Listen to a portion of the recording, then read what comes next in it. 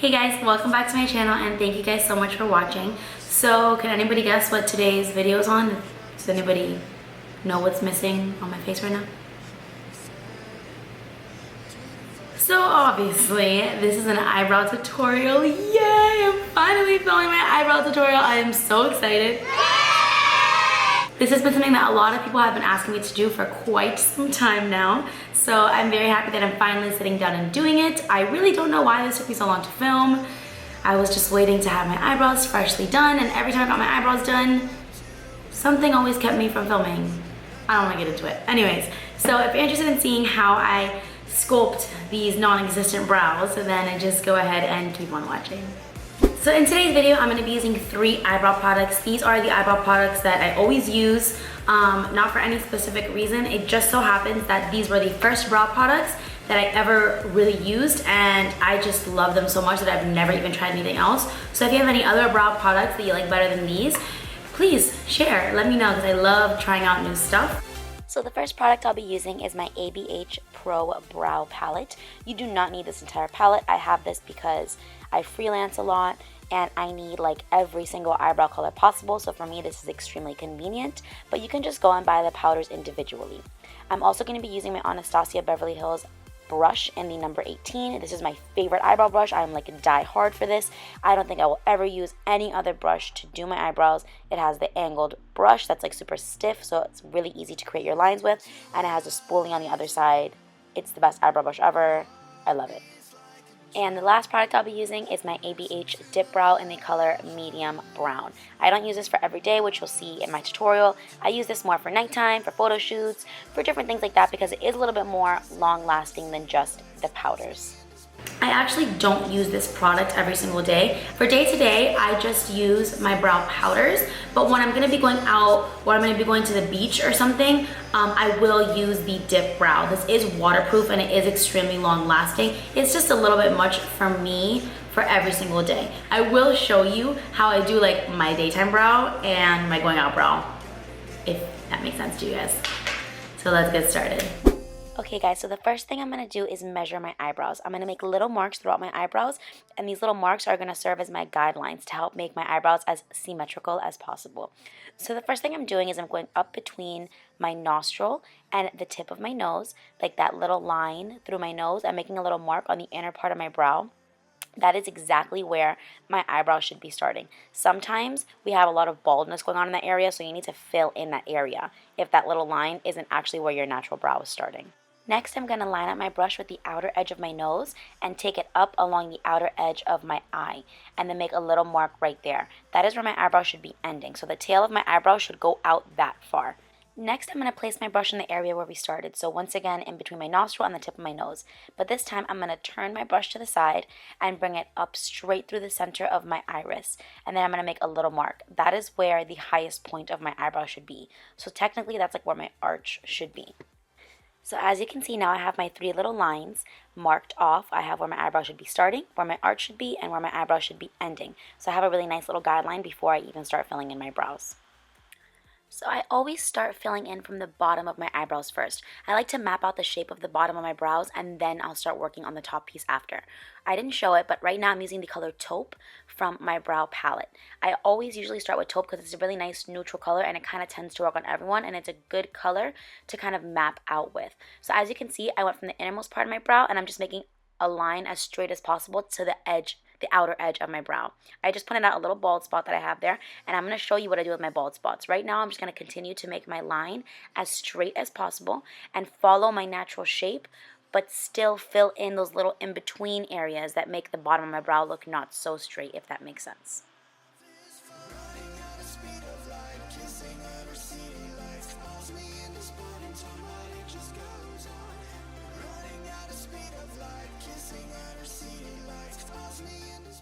Once I more or less have my straight line on the bottom of my brow and have that, kind of created and it's looking decent and pretty even, I like to go into the color ebony, and I'm going to start to fill in my little bald spots with that color.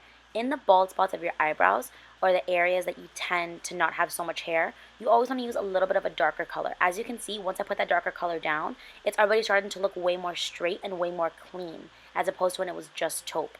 If you put taupe in their bald areas, and in the areas where you have hair. The areas where you have hair are always going to look darker than your bald areas. You always have to put something a little bit darker on your bald areas to make it blend together with the areas that you already have hair in.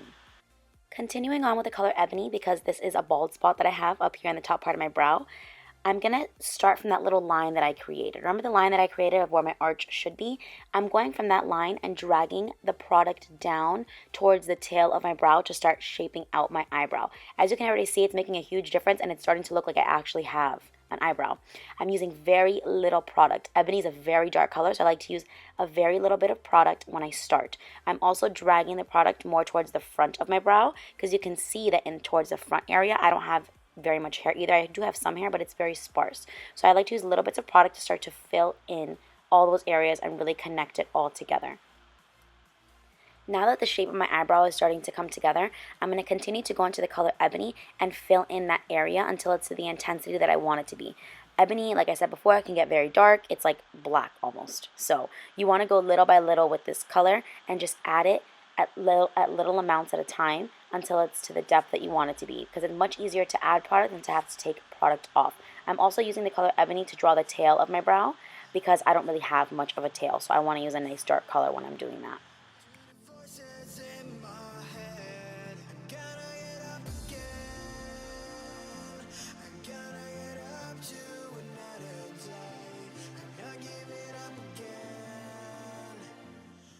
So now that I'm done creating the shape of my brow, and you can actually see, what's going on there, I'm going to go back into the color taupe and start to fill in the front part of my brow. So I'm going to start from the very front, and I'm going to do little hair-like strokes in upward motions in the very front, and then start doing strokes of hair-like motions through my brows. So I'm just following the natural way that my brows grow so that it looks like it's actually hair, if that makes sense to you guys.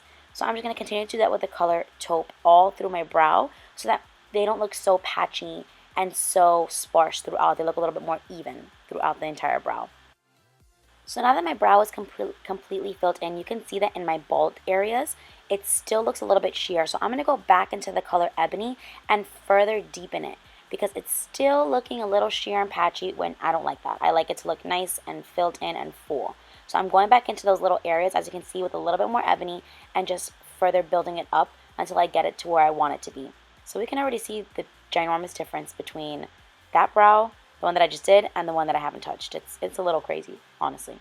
So now I'm going to take the spoolie on the other end of my brush and start to spoolie through my brows. I especially like to spoolie in the very front because remember that initial line that we drew on the bottom of our brow? I don't want that line to be there. So I like to really focus on that area and spoolie that out. And then I like to go through my brows with the spoolie very softly to pick up any extra product. I try not to spoolie my bald areas because I don't want to diffuse product or make product lighter on my bald areas. I want it to stay very dark and intense. I just want to take off any extra product that could be there and diffuse out that line that I created in the very front of my brow. So now we can see a comparison of my two eyebrows. Brow, no brow. It's crazy. Okay, so the brow that I just showed you is like my daytime brow. Now this is more of like my nighttime brow, just a little bit more long lasting, So I'm starting again with the color taupe and just carving out the bottom part of my brow. I didn't make my little marks because I do my eyebrows so much and so often that I'm already used to drawing on my brows. I really don't need to use the marks. But if you need to use the marks, by all means, please use them. They're amazing guidelines. So now I'm going to go into my dip brow from Anastasia Beverly Hills.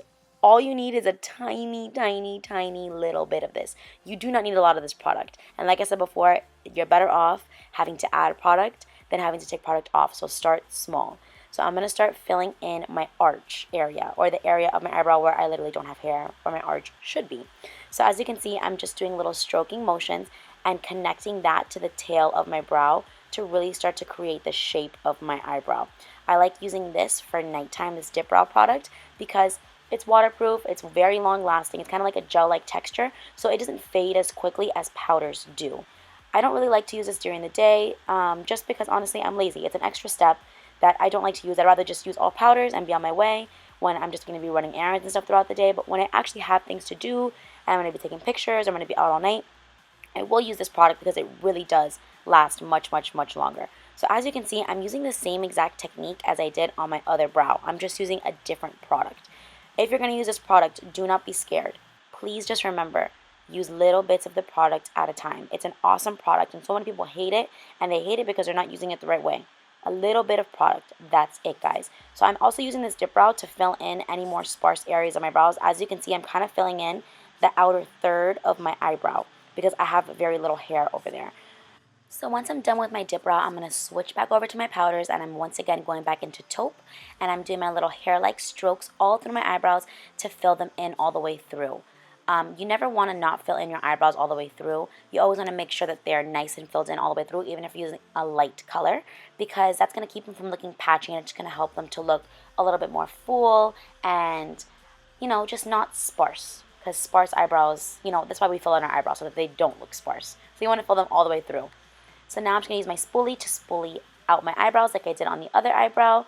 Like I said before, same exact technique, just add it in the dip brow instead of using the ebony color in the powders. And that is it. So as you can see, this is a nice little comparison of my eyebrows of before and after. My before picture, that was right after I just made my line on my underneath of my one eyebrow. And that in itself made a huge difference. But this is what my eyebrows look like when they're done.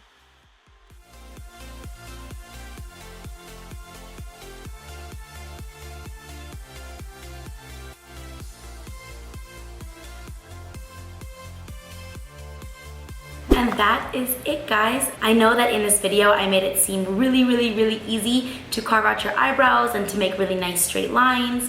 And I know that in real life that is not the case. I know it's not that easy to do eyebrows.